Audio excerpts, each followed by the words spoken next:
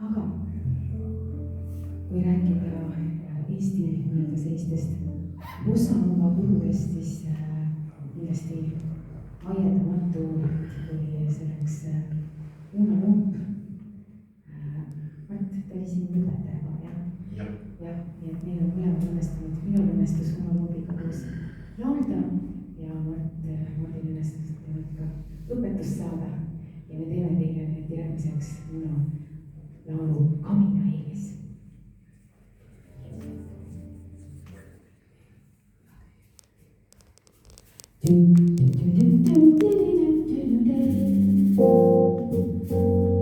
On põrgatult hea, kui sa tööst väsinud pead, kordas kamina ees puhkama sead. Heaks muutub siis kõik, kui sul päev rahuldust tõi ning tööst väsinud laud sa sulgeda võid. Kui soe hubane leib õhtu veel kaunimaks teeb, siis päev väsitab päev kaunaks jääb veel vagu meeles mõlgu ning su mõterdab kaugesi sind su soovides inimale kaasa viib. Nii olla võib see, kui tuleb